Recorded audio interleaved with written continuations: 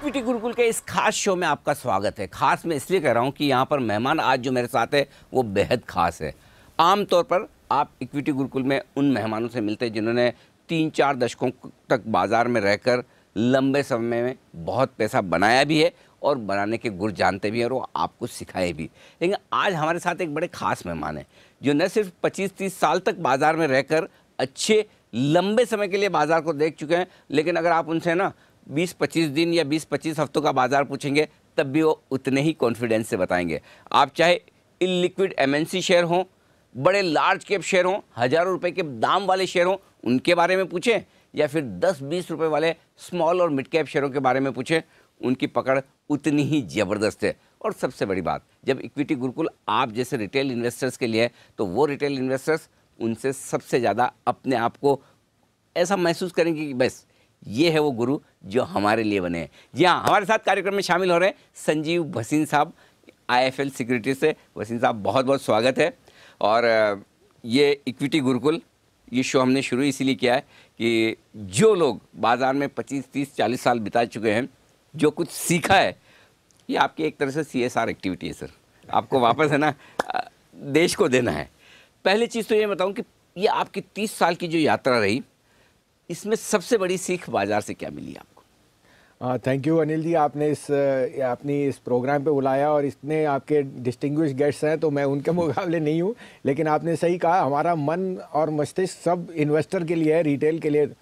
तो देखिए 32 साल हो गए मुझे शेयर बाजार में और मैंने शुरुआत से ही शेयर बाजार करना था और कोई काम नहीं था। अच्छा, मैंने पहले ही सोच रखा था शेयर बाजार और आज भी वही है। तो ये इंटरेस्ट कैसे आया आपको शेयर बाजार? So it came from a family background और मेरे फादर ग्रैंडफादर सबका उसी तरफ रुझान था and I always wanted to do. मैं एकेडमिकली बहुत अच्छा था और मुझे नंबर्स की अच्छी थी और धीरे धीरे मैं इतने अच्छे इंस्टीट्यूशन से पढ़ के स्टॉक मार्केट में गया, जबकि वहाँ चिल्लाने का योग होता था, 12 से 2.5 ट्रेडिंग होती थी और वहाँ की जो नुआंसेस हैं वो सब सीखी और कई बारी अपने हाथ जलाए एज ए ट्रेडर या एज ए स्पेकुलेटर, जो आपको हर उम्र में आता है। तो नसीहत सबसे बड़ी ये है कि never mix your trading and investment pattern. अच्छा। और ट्रेडर को हमेशा अपने आप को हेज करके चलना चाहिए, जो मैं कई बारी कहता हूँ। हमने काफी बारी उसमें गलती खाई है, इसलिए बाल सफेद हैं और लेकिन the moral of the story है, अगर आपको 30-35 साल की जर्नी करनी है तो you always have to be in the market. ऐसा कुछ नहीं है कि आप,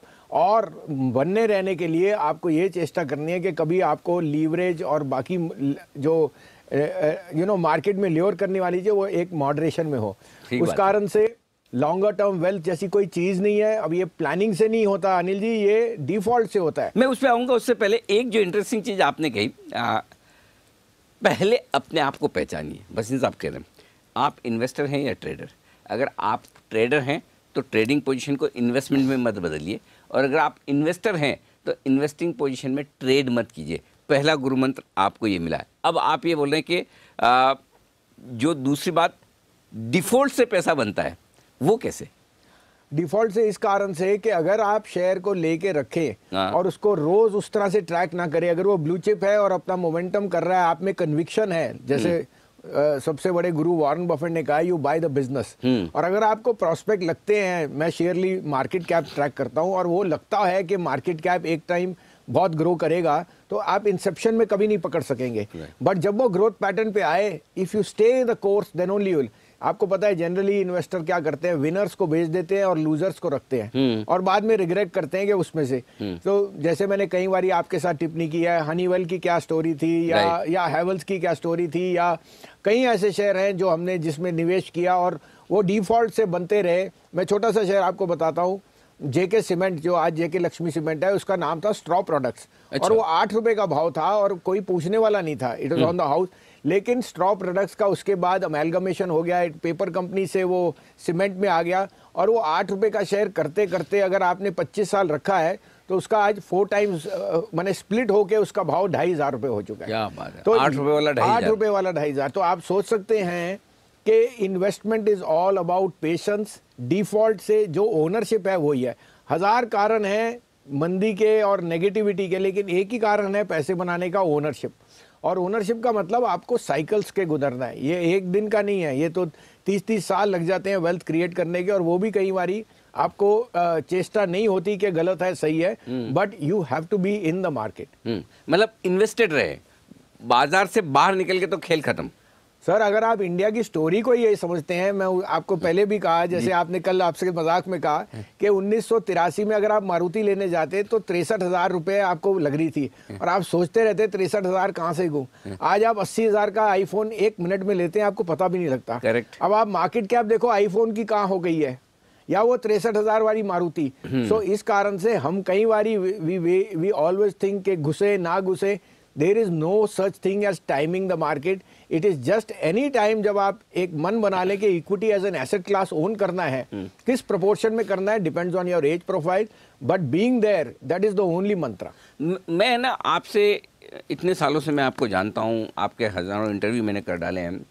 मुझे एक चीज़ जो हर बार मैं सोचता हूँ कि कभी मैं वसीम साहब से सीखूंगा, और आज मुझे मौका मिला तो मैं भी सीखना चाहता हूँ।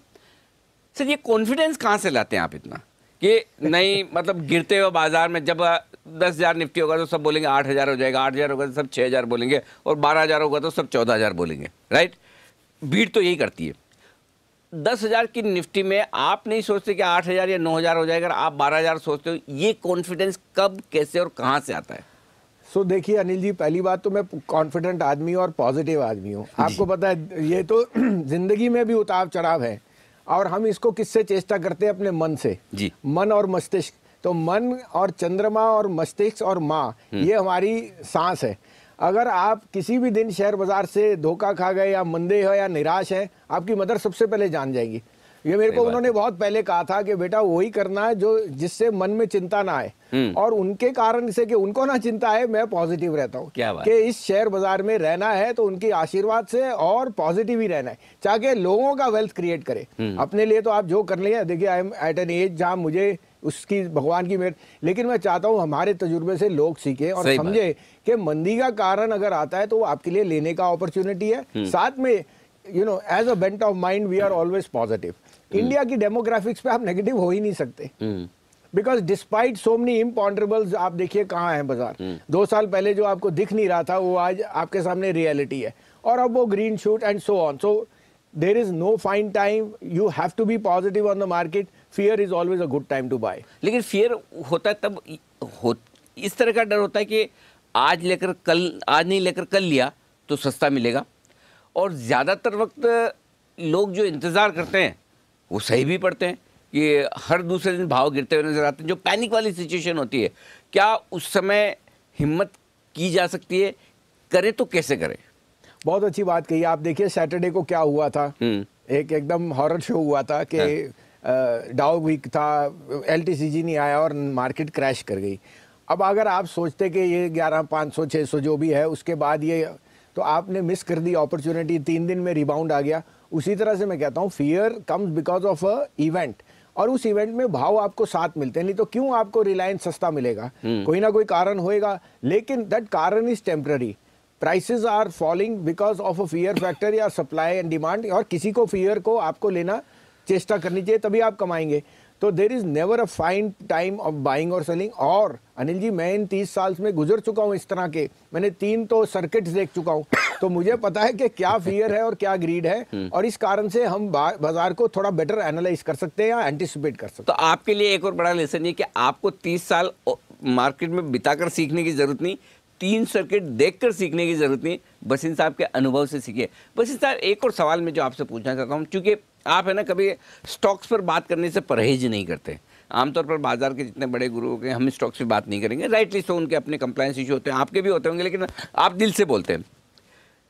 कई बार ऐसा हुआ होगा कि आपने स्टॉक रिकमेंड किया, स्टॉक 30, 40, 50% नीचे हो जाता है, हुआ ऐसा कभी? अरे बहुत बारी होता सर। हमारी रोज रात को नींद जाती है, क्योंकि 1000 विनर्स नहीं याद रखते, वो 10 गंदे शेयर। Exactly. और वो है सर, हम अपने आप को we are very humbly saying we are wrong, लेकिन दैट इज अ मार्केट। तो अब मैं वही जानना चाहता हूँ, अगर 30-40% कोई गिर गया स्टॉक, और वो हो सकता है, बड़ी बात नहीं, तब आप उस स्टॉक के बारे में क्या करते हैं? अगर 70-80% गिर गया तो आप क्या सोचते हैं? क्योंकि ये सवाल इसलिए पूछ रहा हूँ कि आमतौर पर हमारे जितने रिटेल इन्वेस्टर्स वो ये गलती करते हैं, या गलती करें या जो भी समझ लें कि लेकर बैठे हैं, ठीक है 100 में लिया था, अब 80 में क्या बेचूं, 60 आ गया तो बिल्कुल ही नहीं बेचूंगा, 20 में तो फिर बिकता ही नहीं है। तो ये जो है ना खराब शेयर को या गिरते हुए शेयर को रख लेने की जो आदत है, इससे कैसे छुटकारा पाए? बहुत अच्छी बात, और ये $1 मिलियन क्वेश्चन है। पहली बात, never average a losing stock. Okay, पहली बात, you are putting in good money after bad,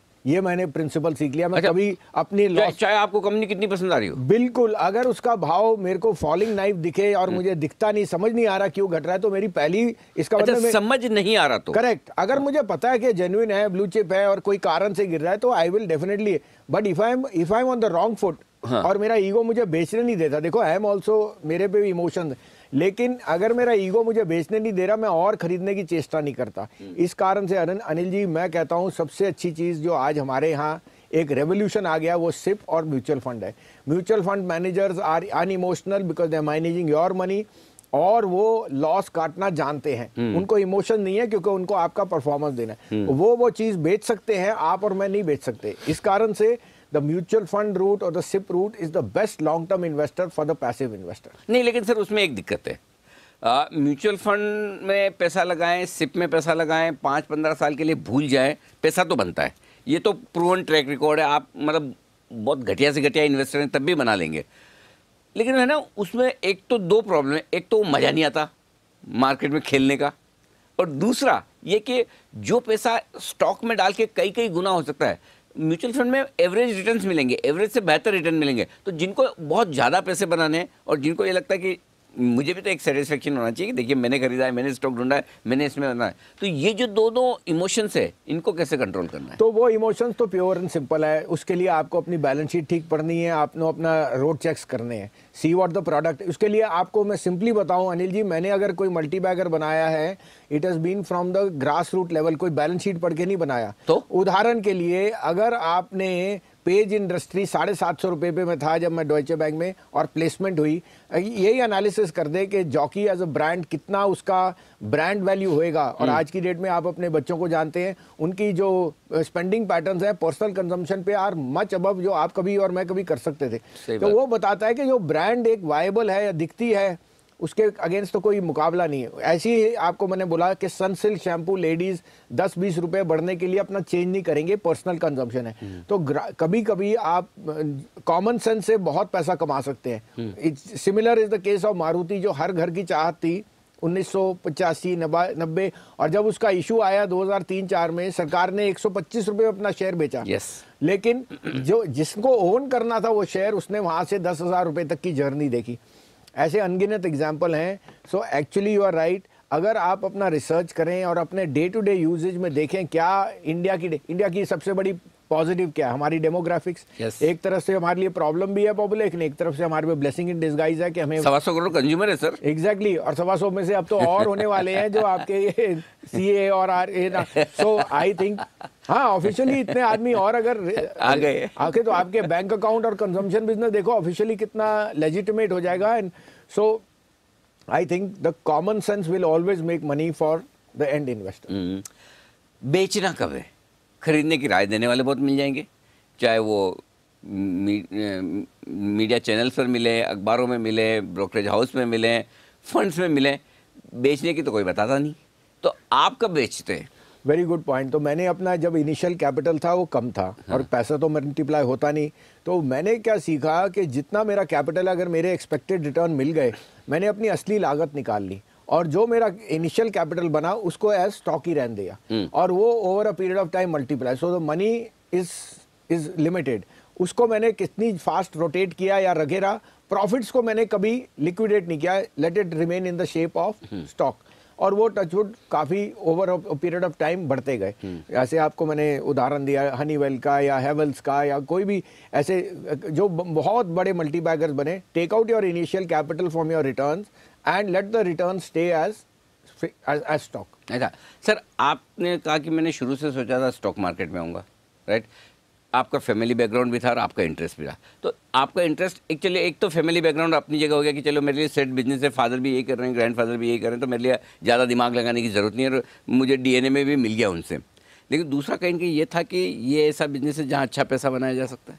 ये तो दिमाग में रहा होगा। देखिए बिल्कुल उस समय शेयर बाजार में जब आप ब्रोकरेज करते थे तो ब्रोकरेजेस वर अपसर्ड 5% आप ब्रोकरेज चार्ज कर सकते थे, आपको भी पता है रिंग के जमाने में। एग्जैक्टली और उस समय आपको दिखा नहीं कि और कोई बिजनेस ऐसा सब्स्टिट्यूट हो सकता है। हाँ। तो इट वाज अ लिमिटेड तो फील्ड। अब यहाँ पे मेरा सवाल यही है, जो देखिए आज में सारे सवाल है ना जो हमारे इन्वेस्ट दर्शकों के मन में है वही पूछा हूँ कि भसीन साहब आज हमारे साथ में, तो जो वो सोचते हैं वो पूछा।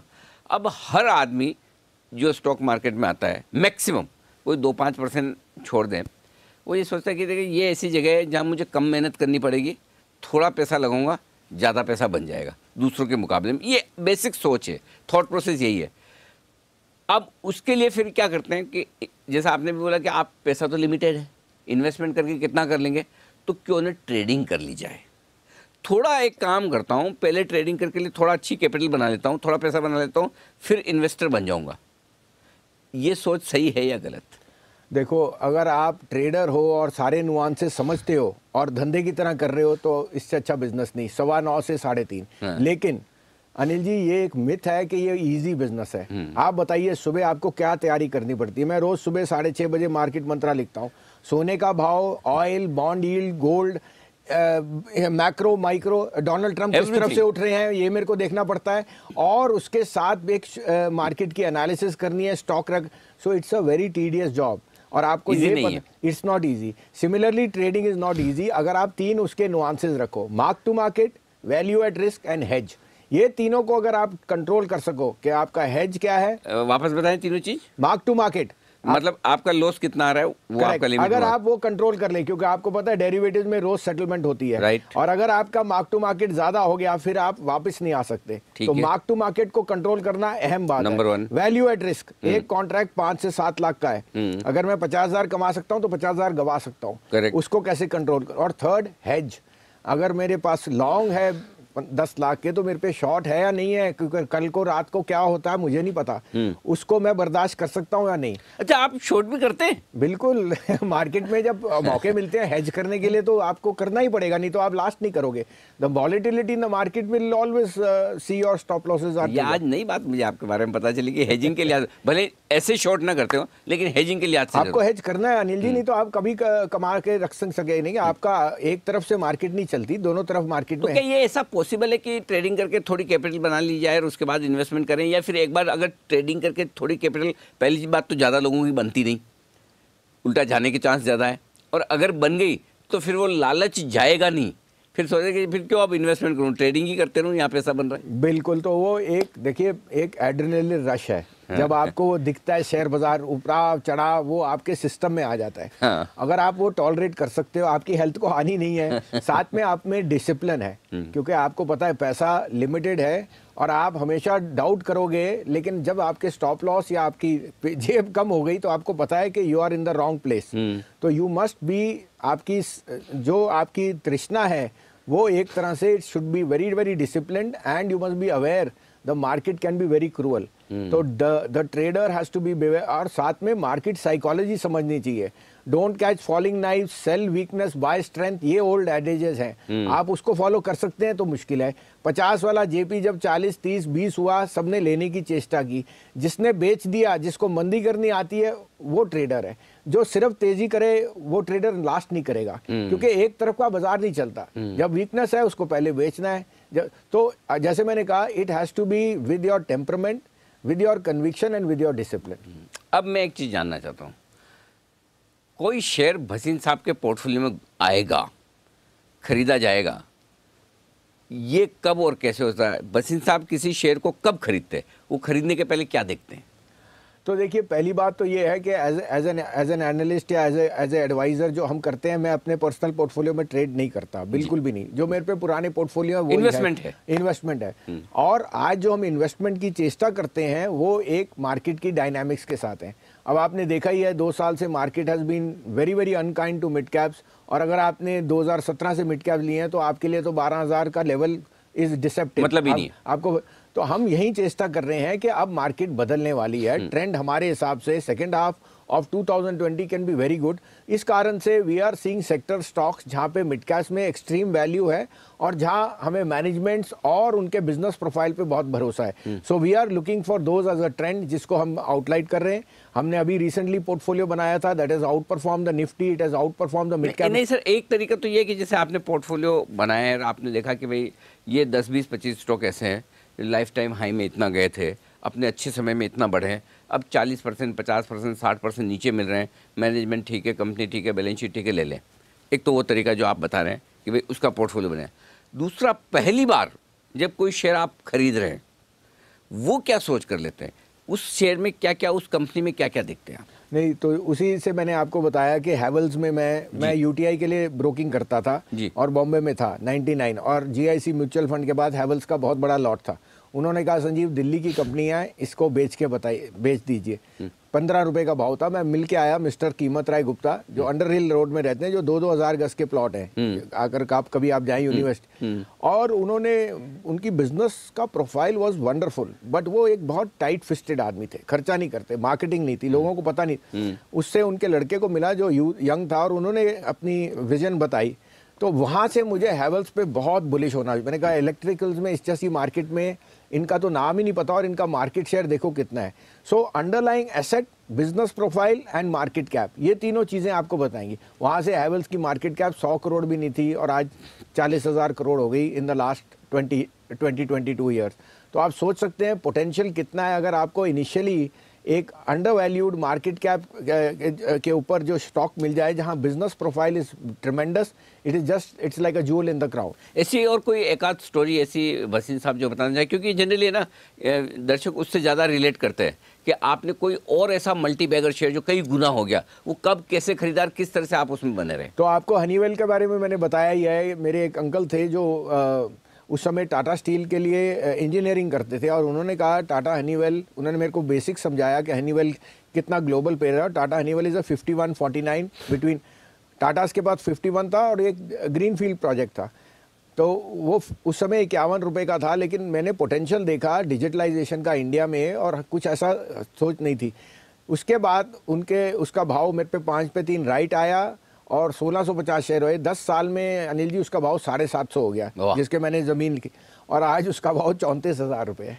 तो आप सोच सकते हैं, और अभी भी मैं कहता हूँ दुगना हो जाएगा, क्योंकि हनीवेल इज़ अ डाउ component, it is in the top 100 most favoured companies. और आप देख ही रहे हैं आपका एक्सपेंशन डिजिटलाइजेशन का कैसे है। अच्छा, आपसे मेरा कंफर्ट बहुत है, इसलिए मैं आपसे कुछ भी और खुल के पूछ भी सकता हूँ। कोई ऐसा एक आध एक्सीडेंट, ऐसा स्टॉक जो आपको लगा कि मैंने ये सोच के खरीदा था और बहुत ख़राब हो गया, और उससे आपने जो सीखा हो? मेरा आइडिया स्टॉक जानने से ज़्यादा आपने क्या सीखा वो जानने में। तो बहुत अच्छी बात है। देखिए एनबीसीसी मैंने शुरू में जब पकड़ा था तो वो बहुत मल्टी बैगर बना जी, लेकिन हमने परसिस्ट किया। I am not sold that. NBCC जो मैंने लिया 200 रुपये में, उसके बाद इट वेंट अप 5 टाइम्स और आज भी वो लेकिन लास्ट 2 साल में गवर्नमेंट मशीनरी के स्लो डाउन से, change of managements, even though the underlying business is good, कुछ अटकलियां लगी supreme court, it is seeing a huge under performance.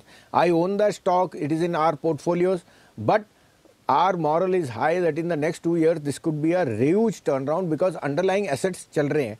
ऐसी कोई गवर्नमेंट मशीनरी नहीं जहां वो नहीं कर रहा काम और डेट फ्री है, बट एक मैनेजमेंट। सो ये अंडरलाइंग भी आ गया कि सरकार के साथ आप लड़ नहीं सकते। जब सरकारी कंपनीज में कोई वली वारिस नहीं है तो ऐसा हाल हो सकता है। You have to be prepared, however the value will always remain. बिल्कुल। तो बसीन साहब, वाकई में ऐसा पता नहीं चला कि ये शो कब खत्म होने आया, और आपके इतने 35 सालों के अनुभव से मुझे और हमारे दर्शकों को आज बहुत फ़ायदा हुआ होगा, ये मैं उम्मीद करता हूँ। बहुत बहुत शुक्रिया आपका इक्विटी गुरुकुल में हमारा साथ देने के लिए। थैंक यू, धन्यवाद। तो सुना आपने बसीन साहब को पूरे अपने रियल लाइफ अनुभवों के साथ में किस तरह से आप भी अपना एक बेहतरीन पोर्टफोलियो बना सकते हैं। क्वालिटी के साथ रहें, लॉन्ग टर्म के लिए पैसा लगाएं और निश्चिंत रहें। इक्विटी गुरुकुल में आज के लिए इतना ही। नमस्कार। आइए अब सुन लेते हैं कि निवेशकों को निवेश करते वक्त किन बातों को ध्यान में रखना चाहिए और किन से बचना चाहिए। क्या करें? सेबी या एक्सचेंज पर रजिस्टर्ड ब्रोकर के साथ ही सौदे करें। रजिस्ट्रेशन के लिए दिए कागजातों की फोटोकॉपी जरूर लें। ब्रोकर एजेंट को साफ साफ निर्देश देने से न कतराएं। क्या नहीं करें? जो ब्रोकर रजिस्टर्ड नहीं हो उनके साथ सौदा न करें। शर्तें और नियम जानने के बाद ही कागजात जमा करें। अफवाहों और टिप्स के आधार पर ट्रेडिंग न करें।